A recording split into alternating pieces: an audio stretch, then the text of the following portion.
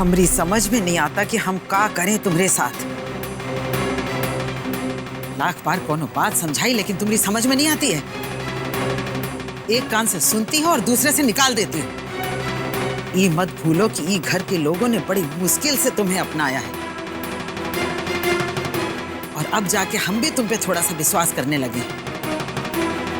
लेकिन तुम हो कि गलती पे गलती किए जा रही हो बस। अरे तुम ये काहे भूल जाती हो कि तुम्हारे पेट में ये घर का वारिस पल रहा है और इसी कारण आज तुम्हारी जान सलामत है। तुम हो कि उसका ख्याल रखने की बजाय इधर उधर बेफिक्री से दौड़ती रहती हो बस सुबह शाम। और आज तो तुमने हद ही कर दी, बिना सोचे समझे नौकरों के घर के भी चक्कर लगाई। अरे क्या जरूरत थी वहां जाके प्रतिमा के ऊपर इतनी दया बरसाने की? हाँ, तुम्हारी सगी बहन लगती है का जो उनके घर के मामले में दखल लेने पहुंच गई वहां पे मुंह उठा के। और अभय, तुम नहीं जानते हो का कि इस समय इसे सिर्फ आराम करना चाहिए? तुम इसे समझाने के बजाय इसकी पूंछ बन के इसके पीछे पीछे घूमते रहते हो। तुम तो ये घर के कायदे कानून जानते हो ना, तनी किसे भी कुछ समझाया करो। सुरभि, हमारी एक बात अच्छे से समझ लो कि हम ये बच्चे की सेहत और सुरक्षा को लेके कोनो भी लापरवाही बर्दाश्त नहीं करेंगे। चलो जाओ अपने कमरे में।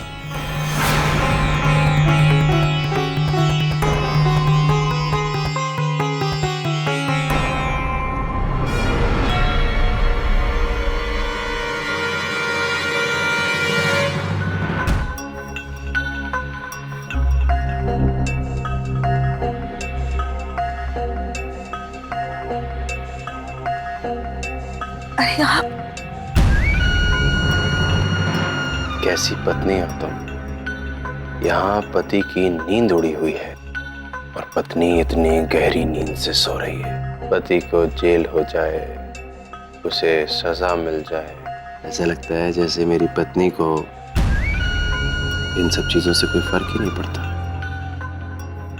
है ना? आपके बिना फर्क कैसे नहीं पड़ेगा हमें? तुम चाहती हो कि मुझे सजा नहीं मिले, मैं अमरीक के केस से बरी हो जाऊं?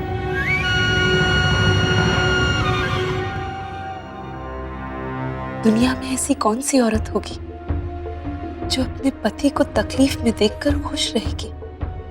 हम अपने घर वालों से चाहे जैसे हो सके इस केस को वापस लेने के लिए कहेंगे।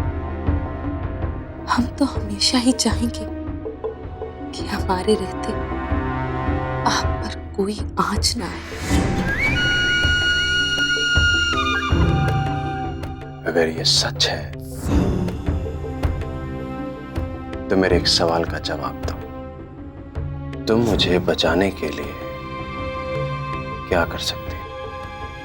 किस हद तक जा सकते हो? कहकर तो देखिए एक बार। हम आपके लिए किसी भी हद तक जा सकते हैं।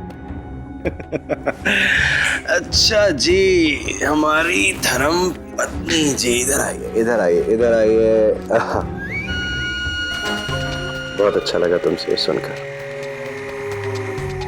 ऐसा लगा कि अब सजा मिल भी जाए ना, कोई फर्क नहीं पड़ता। अब तो हमारा जन्म जन्म का साथ है। चलो, मैंने तुम्हें उठा दिया, सो जाओ, सो जाओ, सो जाओ, सो जाओ, सो जाओ, सो जाओ, सो जाओ।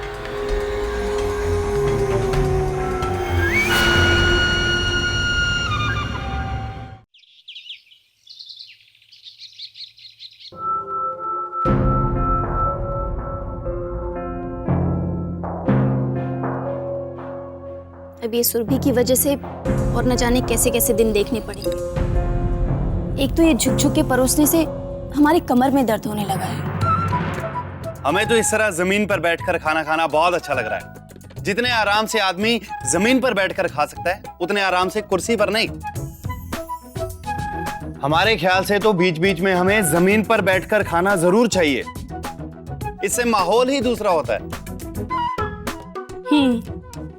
तुम्हें तो अच्छा ही लगेगा ना। वैसे भी ये सब तुम्हारी चहेती सुरभि के कारण ही तो हो रहा है, जो सब लोग जमीन पे बैठ के खाना खा रहे हैं। अरे काजल, ऐसे क्यों कह रही हो? बचपन में हम सब ऐसे ही तो खाया करते थे। आज सच में बचपन की याद ताजा हो गई। हमें भी इस तरह से खाना बहुत अच्छा लगता है। हाँ हाँ, सब मिलकर उसकी और तारीफ करो। इसी तरह छूट मिलती रही ना उसको, तो इस प्रतिमा के साथ मिलकर ना घर के लोगों को सड़क पर ले आएगी। अभी तो शुरुआत है, याद रखना हमारी बात को। मजा आता है इस तरह से बैठ के खाने में। आ गई सबकी लाडली। भिखमंगू और छोटे लोगों की तरह यहाँ जमीन पर बैठ के खाना खाओ। ये हमारे भाई साहब देखो क्या क्या कराएगा हमसे ये, और अभी अब देखते जाओ बस। जमीन तो चटवाई दी है हमें, एहसास करा दिया है कि हम कितने छोटे लोग हैं। कैसे खाएंगे ये खाना, हलक के नीचे कैसे उतरेगा अब ये? भुवन, अपना गुस्सा खाने पे मत उतारो, चुपचाप बैठकर नाश्ता करो। और इस घर में दिन की शुरुआत ऐसे ना हो तो ये अच्छा होगा तुम्हारे लिए भी और इस घर के हर एक सदस्य के लिए। हमारे घुटनों में तो बहुत दर्द है, नीचे बैठ के खाया नहीं जाएगा, हम यहाँ पे बैठ जाते हैं।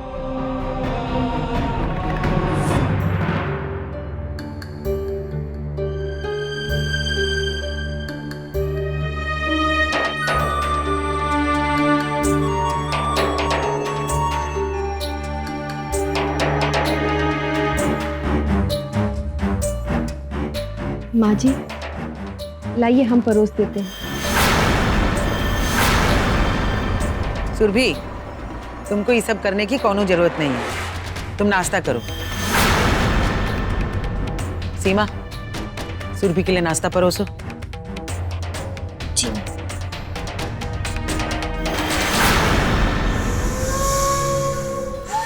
पापा, हम बहुत दिनों से कॉलेज नहीं जा रहे हैं और हमारे लेक्चर्स और प्रैक्टिकल्स दोनों ही छूट रहे हैं।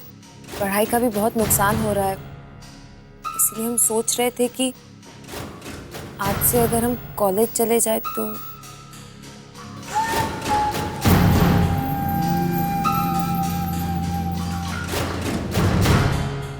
ठीक है,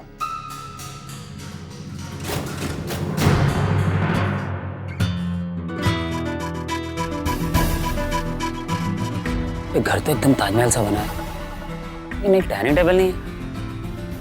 क्या कर्जे में डूब गए बेचारे, तभी तो ऐसे जमीन पे बैठ के कबूतरों की तरह दाना चुग रहे हैं। यार मामा जी ने भी किन फटीचरों के घर भेज दिया यार।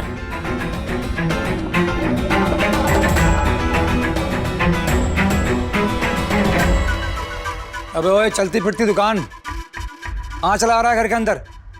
ये क्या भैंस का तबेला दिख रहा है तुझे? चलो कुछ नहीं खरीदना है, चलो जाओ बाहर जाओ। अरे आप हमें बाहर निकालने की चिंता मत कीजिए, आप आराम से बैठ के खाना खाइए। हाँ, वैसे जो आप सोच रहे हैं ना, हम वो नहीं है। हमें तो यहाँ मामा जी ने भेजा है। अब कौन मामा, किसका मामा? तेरे मामा को नाम पता है नहीं? अरे है ना, है। अरे बहुत खानदानी आदमी है वो, कलिका सिंह जी।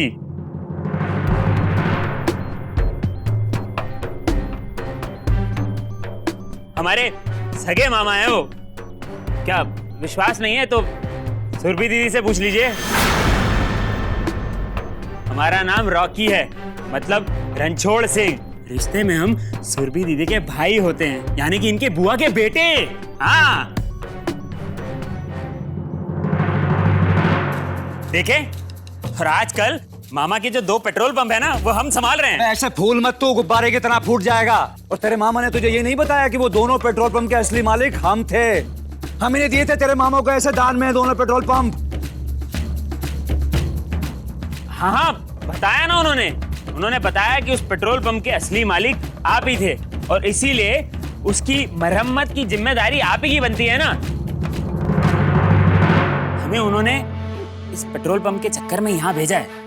उन्होंने हमसे कहा कि जाके मार्कंडे जी तक ये संदेश पहुंचा दो कि वो जो अपना धोला कुआं वाला पेट्रोल पंप है ना, उसका पंप थोड़ा बिगड़ गया है। कह रहे थे कि उसकी मरम्मत करानी पड़ेगी। अब 2-3 साल से उसकी मरम्मत अटकी हुई है। उन्होंने कहा है कि उसकी मरम्मत का जो भी खर्चा होगा ना, वो आपको उठाना पड़ेगा। हाँ, क्यों नहीं? अरे तू अपने मामा से जाके बोल के खाने पीने का खर्चा भी हमसे ही ले ले। अब इतनी शर्म भी क्यों बचा के रखी है? और वैसे भी हमारी बहन के ससुर हैं तो हमसे नहीं मांगेंगे और किससे मांगेंगे यार? और वैसे भी तुझे मालूम नहीं हमने बाहर पैसों का कुआं खोद रखा है, जिसका जब दिल चाहे यहाँ आए, पैसे निकाले और चलता बने। अच्छा, क्या बात कर रहे हैं? मामा ने तो कभी नहीं बताया इसके बारे में, लेकिन साला वो जाएंगे कैसे? आप में से कोई साथ चले तो हम अपनी जरूरत अनुसार पैसा निकाल लें उसमें से। अरे बाबूजी, ये चुप हो जा भाई। अरे देखिए, आप ये मत समझिए कि वो पेट्रोल पंप की मरम्मत के बहाने आपसे पैसा ऐंठने आए हैं। अरे हमें सच में पैसा चाहिए पेट्रोल पंप के लिए। विश्वास नहीं हो रहा आपको? हम मामा जी को फोन मिलाते हैं, फोन से बात करा देते हैं। रुको, इसकी कोई जरूरत नहीं है। अरे हाँ मामा, हाँ काम हो गया मामा। हाँ जी। तू हट यार इधर से, हट इधर से।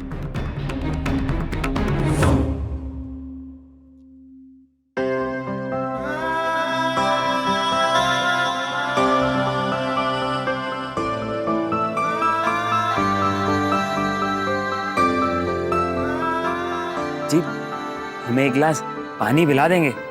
बहुत प्यास लग रही है। क्या है कि सुबह से पानी नहीं पिया, और फिर आपके रिश्तेदार हैं, इतना हक तो हमारा बनता ही है, नहीं? प्रतिमा। जी बाबूजी। इन्हें चाय, पानी, कॉफी जो चाहिए वो दो। ये हमारे मेहमान हैं। जी। देखिए, हमें चाय वाय कुछ नहीं चाहिए, बस हमें सिर्फ पानी चाहिए। पापा, हम चलते।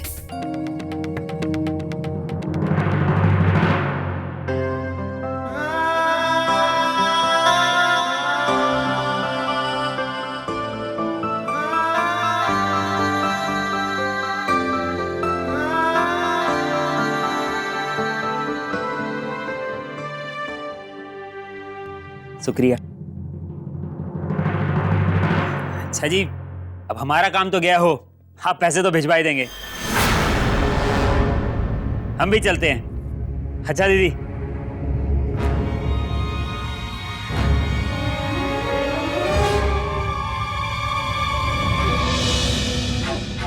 रत्ना के ससुराल वालों को तो झेलना आसान नहीं है। ये हम ही हैं जो झेल रहे हैं इन्हें। और रत्ना के ससुर तो गुड़ में चिपकी चींटी की तरह है। चिपके चिपके मर जाएंगे लेकिन गुड़ नहीं छोड़ेंगे। अब देखो, ऐसे नमूने को पैसे के लिए भेज दिया यहाँ। अब यही हाल रहा इनका तो ना जाने कल को क्या होगा। अभी तो शुरुआत है माई जी, आगे देखिए क्या क्या झेलना पड़ता है। और हमने भी तो बड़े शौक से उनकी बेटी को अपने घर की बहू बनाकर बिठाया है।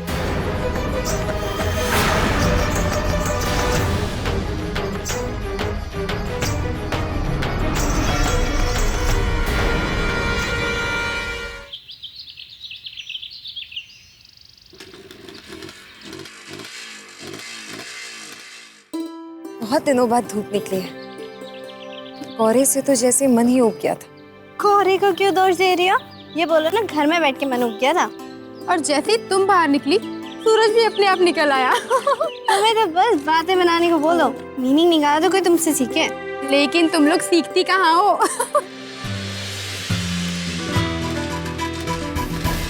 अरे आप कॉलेज जा रही हैं? आइए, मैं आपको छोड़ देता हूँ। नहीं नहीं, हम चले जाएंगे। अरे वो तो हमें पता है, लेकिन आप पैदल क्यों जाएंगी? अरे हम हैं ना, हम छोड़ देंगे। उसी रास्ते पे तो जा रहे हैं। इतना सोच काहे रही हैं? देखिए, रिश्तेदार तो होते ही इसलिए। सही कह रहे हैं ना? एकदम करेक्ट। अब जाइए ना, हम चले जाएंगे। और वैसे भी हमारा कॉलेज पास में ही है, हम यही टहलते बात करते हुए चले जाएंगे। अब खामखा परेशान हो रहे, अब जाइए। हाँ जाइए, नहीं तो आपकी इस बाइक पे हम तीनों को जगह थोड़ी मिलेगी। देखिए, जहाँ तक जगह की बात है, जगह दिल में होनी चाहिए, और हमारे दिल में बहुत जगह है। हमारा दिल तो हिंद महासागर है। हाँ वो तो दिख रहा है, लेकिन फिलहाल तो आपकी इस बाइक पे हम तीनों के लिए जगह होनी चाहिए। सी बात है, तो एक काम करते हैं, मैं अपनी बाइक ये किनारे पे लगाता हूँ, फिर चलते हैं साथ में टहलते टहलते। आपका साथ भी हो जाएगा। है एकदम परफेक्ट। 2 मिनट लगाते हैं।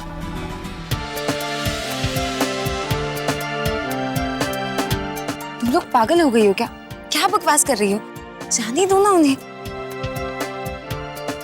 चले? देखिए, आप इनकी बातों में मत आइए, आप परेशान हो जाएंगे। तुमको क्या लगता है हम इन्हें परेशान कर रहे हैं? क्यों जी, हम आपको परेशान कर रहे हैं क्या?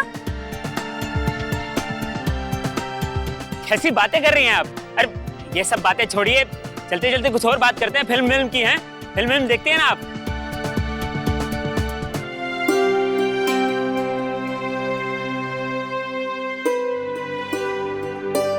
सुरभि,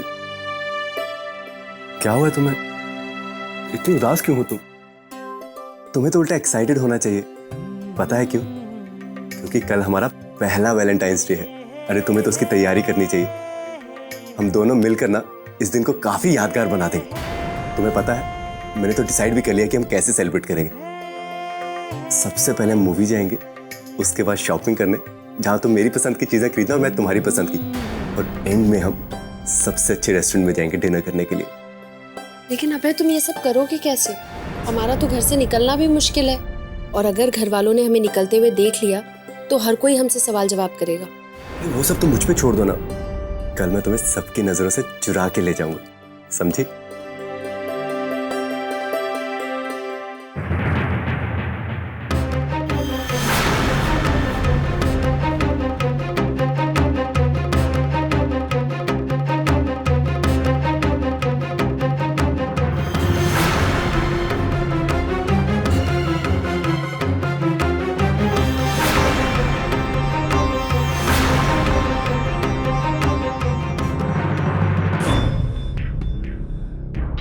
कल सुबह तुम्हें हमारे साथ टिम्बर मिल चलना है, तैयार रहना।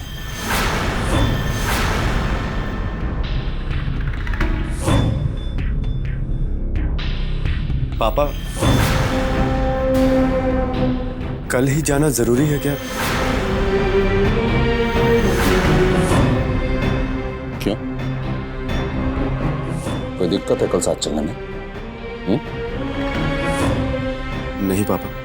देखो अभी तुम बाप बनने वाले हो, ये बच्चों जैसी हरकतें करना बंद करो और जिम्मेदारियां अपने कंधे पे लेना सीखो। ये मौज मस्ती, छुट्टियां बहुत हो गई, अब काम पे ध्यान दो। कल सुबह तैयार रहना। जी पापा।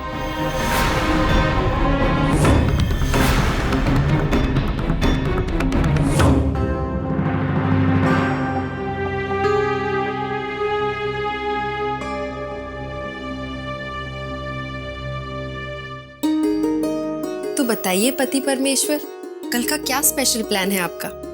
अरे सुना नहीं तुमने पापा क्या क्या कह गए? हमें तो आपके सिवा ना कुछ दिखाई देता है ना कुछ सुनाई देता है। बताइए ना, क्या स्पेशल प्लान है आपका?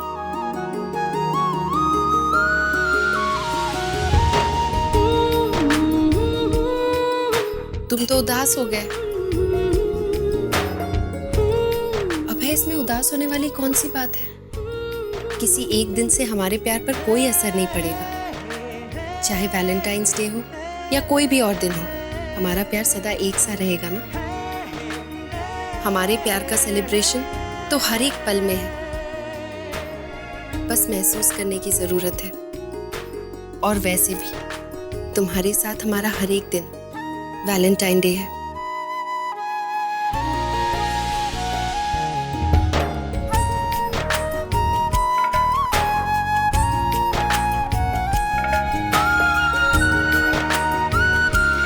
I love you, Surfi. I love you too, Abhay.